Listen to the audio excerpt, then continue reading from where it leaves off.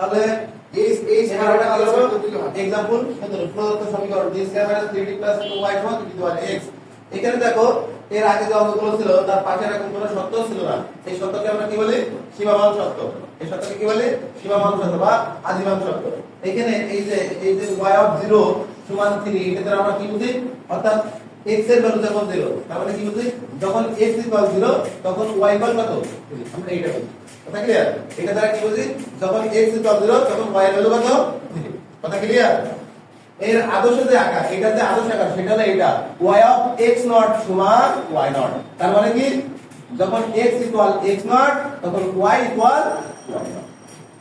এটা বুঝি এর আদর্শ যে আকার সেটা হলো এটা y অফ x নট সমান এটা পাবা হারিয়ার রূপ বা কোটের রূপ বা বাস্তব রূপ তখন এই আকারগুলো পাওয়া ক্লিয়ারনেস ঠিক আছে। তাহলে আমরা এখন এটা কি সমীকরণ, এটা আমাদের অসমমিত ধ্রুবক সন্তুষ্ট অসমমিত কি সমীকরণ, রৈখিক অন্তরক সমীকরণ। ঠিক আছে, কারণ এখানে কি ডান পক্ষে আমাদের কি আছে একটা x এর যার কারণে অসমমিত। এবার একটু আসি প্রথম কাজ কি আমাদের কনজুলারি ইকুয়েশন। তাহলে কি হবে এই যে আমরা লিখব d এর মান d এর পরিবর্তে কি লিখব m 3m 2 ইকুয়াল 0। যেহেতু ইকুয়েশন বলেছি তাই ইকুয়াল কি 0। তাহলে এখান থেকে আমরা এটা দেখো আমাদের ax square bx c equal 0 আকারের দ্বিঘাতের উৎপাদকের সমীকরণ। দ্বিঘাতের কি সমীকরণ, উৎপাদকের সমীকরণ। দ্বিঘাতের কি একটাই সূত্র আছে সামনে, দ্বিঘাতের আরো অনেক সমীকরণ। তোমরা ফার্স্ট ইয়ারে রাইটে কি সমদ্বিক দ্বিঘাত সমীকরণ দেখেছো, অসমদ্বিক দ্বিঘাত সমীকরণ দেখেছো না? দ্বিঘাতের কিন্তু একটাই সমীকরণ। এটাকে কি সমীকরণ বলা হয়, উৎপাদকের সমীকরণ। তাকে উৎপাদকে বলা হয়। তাহলে এই আকারের সমীকরণটা কি হতে হয়, হয় নির্ণয় করতে হয় না x = -b plus minus root over b square minus 4ac by 2a এই সূত্র ইউজ করতে হয়। ঠিক আছে, তাহলে আমরা প্রথমে দেখো উৎপাদক করা যায় কিনা, মানে মিডল টার্ম করা যায় কিনা। যদি 2a কে 2 রকম মাঝখানে মিডল পয়েন্ট মিলানো যায়, a এবং c এর গুণফল গুণ করে কি করতে হয়, মিডল পয়েন্ট মিলাতে হয়। তাহলে a বলতে এখানে কত আছে 1 আর c বলতে কত আছে 2, তাহলে 2 এর কে 2 গুণ করলাম, তাহলে কি করব মিডল পয়েন্ট মিলাবো। তাহলে মিলে মাইনাস এ কি মিলে যাচ্ছে, আচ্ছা নির্ণয় করা আছে। তাহলে কি আছে m square minus 2m minus m plus 2 তাহলে এখান থেকে কি আসে m কমন দিলে m মাইনাস 2 মাইনাস 1 কমন দিলে m মাইনাস 2। তাহলে এখান থেকে আমরা পাচ্ছি m minus 2 m minus 1 equal to অতএব m ইকুয়াল কত পেলাম পজিটিভ 1। তাহলে m এর মান কেমন হলো ভিন্ন ভিন্ন, m এর মান কেমন হলো ভিন্ন ভিন্ন। তাহলে কমপ্লিমেন্টারি ফাংশন আমাদের কি আসবে y সমান c1 e to the power m1 x plus c2 e to the power m2। ঠিক আছে, তাহলে আমাদের কমপ্লিমেন্টারি ফাংশন নির্ণয় করা শেষ হয়ে গেল। এবার আমরা কি নির্ণয় করব, এর দ্বিতীয় পার্টটি পার্টিকুলার ইন্টিগ্রাল। পার্টিকুলার তাহলে এবার আমরা নির্ণয় করব পার্টিকুলার ইন্টিগ্রাল ফাংশন y। সূত্র কি 1/f অফ d এর ফাংশন, তাহলে d square minus 3d plus 2 into কি হবে x এর ফাংশন বা ডান পাশে। তাহলে আমাদের কি আকারে আছে 1/f অফ d এর function e to the power x আকারে আছে। তাহলে কি করব d সমান কি বসাবো a বসাবো। যদি এখানে d সমান a বসাই দেখো কি আছে d square minus 3d plus 2। তাহলে এখানে যদি তুলনা করি a বলতে কত আছে 1, তাহলে d এর জায়গায় যদি 1 বসাই তাহলে দেখো আমাদের 0 হয়ে যায়, 0 হয় তো 0 হয়ে যায়। তাহলে কি বসানো যাবে না, তাহলে কি করব d এর জায়গায় যদি a বসাই 0 হয়ে গেলে বসানো যাবে না, একটা x গুণ করতে হবে, d এর ফাংশনকে একবার অন্তরীকরণ করতে হবে। কথা ক্লিয়ার? তাহলে দেখো এখানে যদি আমরা একটা x গুণ করে দেব আর d এর ফাংশনকে কার সাপেক্ষে ডিফারেন্সিয়েশন করব d এর সাপেক্ষে, তাহলে d স্কয়ার করলে হয় 2d 3d রে করলে হয় 3 আর 2 রে করলে হয়। ঠিক আছে, তাহলে দেখো আবারও কিন্তু আমাদের কি আছে 1/f অফ d এর function e to the power x x টাকা চলে এসেছে। তাহলে আবার কি করব d সমান a বসাবো, d সমান কি বসাবো a। যদি বসাই তাহলে কি 0 হবে হবে না, তাহলে আমরা কি করব a বসাই। তাহলে এখানে যদি a বসাই দিই 1/2 into 1 minus 3 e to the power x। তাহলে এখান থেকে আমরা পাচ্ছি x e to the power x by 2 minus 3, তাহলে একবার এখানে minus x e to the power x। এটাই আমাদের কি আসলে পার্টিকুলার, এটা আমাদের কি আসলে পার্টিকুলার। তাহলে আমাদের জেনারেল সমাধান কি হবে, general solution. Cx such that y সমান yc plus y, তাহলে আমরা কি পাইছিলাম c1 e to the power x, c2 e to the power x, আর পার্টিকুলার ইন্টিগ্রাল কি বললাম প্লাস বাই কি পাইছি প্লাস এইটা পাইছি, তাহলে প্লাস মাইনাস এখানে আমাদের কি আছে মাইনাস হয়ে যাচ্ছে পাচ্ছি x e to the power x। তা এইটাকে আমরা কি করতে পারি এই y অফ x এর ফাংশন দ্বারা ডিনোট করতে পারি, y অফ x এর ফাংশন, তাই না? তাহলে এবারে কি সব x এর কাছে এটাকে আমরা সম্পূর্ণ করতে হলে y অফ x এর ফাংশন হচ্ছে কেন ধরবো এই যে আমাদের এখানে আদিমান সমস্যা বা সীমা মান, ঠিক আছে? তাহলে এটাকে আমরা একটা ইকুয়েশন নাম্বার দিই, যখন এরকম আদিমান বা সীমা মান শর্ত দেয়া থাকবে এই কায়দায় কাজ করতে হবে, কথা ক্লিয়ার? এইটাই শেষ আদিমান সীমা মান সমস্যা আমার পাওয়া যায় এখানে, ঠিক আছে? এই দুইটাই আছে, আর একটা আছে 12 সেক্টর, এইটাকে আমরা একটা ইকুয়েশন নাম্বার, তাহলে এখানে y অফ 0 আছে y প্রাইম আছে, তাহলে y প্রাইম যেহেতু আছে এর আমরা কি করতে হবে একবার ডিফারেন্সিয়েশন করতে কার সাপেক্ষে x এর সাপেক্ষে, কথা ক্লিয়ার?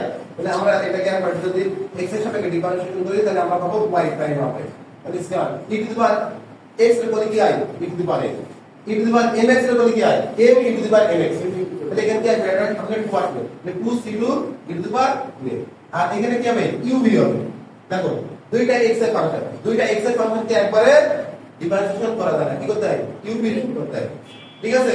তাহলে x এর রেখে দিলাম e to the power x এর বলি e to the power x, আর e to the power x এর রেখে দিলাম x এর বলি 1, ঠিক আছে? তাহলে এখান থেকে আমরা পেলাম y প্রাইম অফ x সমান c1 e to the power x 2c2 e to the power 2x minus x e to the power x plus minus minus e to the power x, এটাকে দিলাম 2 নম্বর equation, ঠিক আছে? তাহলে এবার দেখো এক নম্বরে y অফ 0, অর্থাৎ এক নম্বরে দেখো এখানে কি আছে y অফ 0 আছে, তাহলে এক নম্বরে x এর জায়গায় 0 বসালে আমরা y অফ 0 পাবো, তাই আমরা এক নম্বরে x এর জায়গায় 0 বসাই, তাহলে c1 e to the power 0 c2 e to the power 0, আর যেহেতু x এর ভ্যালু 0 তাহলে 0 ইনটু সামথিং মানে কত 0, কথা ক্লিয়ার? তাহলে y অফ 0 সমান কত আছে 3, তাহলে এখানে আছে c1 e টু দি পাওয়ার কোনো কিছু পাওয়ার 0 মানে কি 1, আমরা কাছে কোন 0 থাকা মানে কত 1, কোনো কিছু পাওয়ার 0 মানে 1, তাহলে c1 প্লাস c2 1, তাহলে এটা ঘোরাই লিখি c1 প্লাস c2 সমান 3, এটাতে দিলাম 3 নম্বর ইকুয়েশন, ঠিক আছে? এটা দিলাম আমরা 3 নম্বর।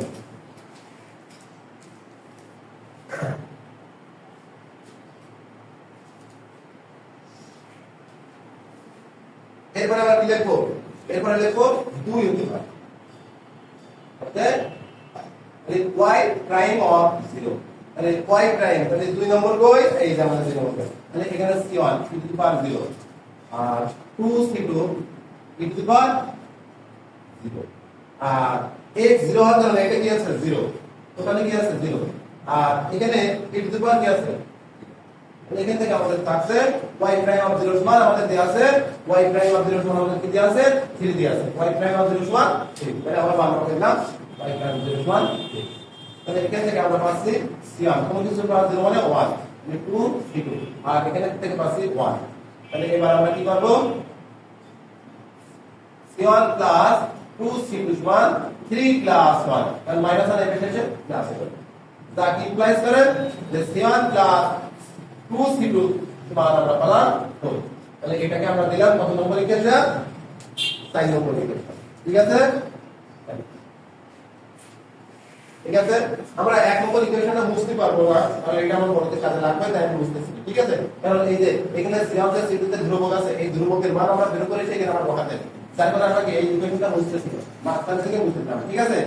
এবার আমাদের কাজ কি এই 3 এবং 4 সমাধান করে প্রতিস্থাপন অপনয় পদ্ধতি যে কোনো মেথডে সমাধান করে c1 এবং c2 যে আর্বিট্রারি কোন আছে এই দুইটার মান নির্ণয় করা, ঠিক আছে? তাহলে আমরা এখানে একবার লিখে দিলাম 3 ও 4 সমাধান করতে পারি, 3 ও 4 সমাধান করতে পারি, সমাধান করে তাহলে আমরা সমাধান কি করব, দেখো এখানে আছে c1 c2 সমান কত 3, c1 c2 তিনি কি আছে c1 c2 সমান, ঠিক আছে?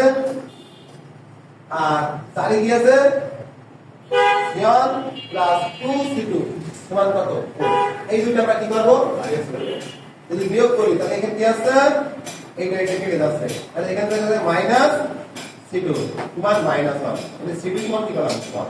এখন এই c2 ভ্যালু যে কোনো একটা ইকুয়েশনে আমরা বসাই দেব, তাহলে c2 এর মান 3 নং বসবে, যদি 3 নং বসাই তাহলে 3 নং ছিল c1 c2 সমান 3, তাহলে আমরা পাইছি c2 এর ভ্যালু c1 সমান 3 c2, তাহলে c1 সমান 3 c2 এর ভ্যালু পাইছি কত, পজিটিভ 1, তাহলে এখান থেকে বললাম c1 সমান 2। তাহলে দেখো আমাদের c1 এবং c2 যে দুইটা আরবিট্রারি কনস্ট্যান্ট ছিল সেই দুইটার মান পেয়ে গেছি। এবার কি করব, 1 নং সমীকরণে এই দুইটা মান আমরা বসাই দেব, দিলে আমাদের কি আসবে, সমাধান চলে আসবে। ঠিক আছে, তাহলে আমাদের 1 নং হতে পারে 1 নং যে কি পাই y সমান c1 এর ভ্যালু কত পাইছি 2, 2 ইনটু পারে c2 এর ভ্যালু কত পাইছি 1, তাহলে ইনটু পার মাইনাস x ইনটু পারে, এটাই আমাদের জেনারেল সলিউশন। তাহলে সবাই ইনশাআল্লাহ এই ম্যাথটা আমরা করব। তাহলে আমাদের অর্ডিনারি ডিফারেন্সিয়াল ইকুয়েশন অধ্যায় চ্যাপ্টার 11 ধ্রুবক সহ অর্থাৎ সমান্তরিক অসমান্তরিক রৈখিক অন্তর সমীকরণ অঙ্কগুলো ছিল সবগুলো আমাদের শেষ।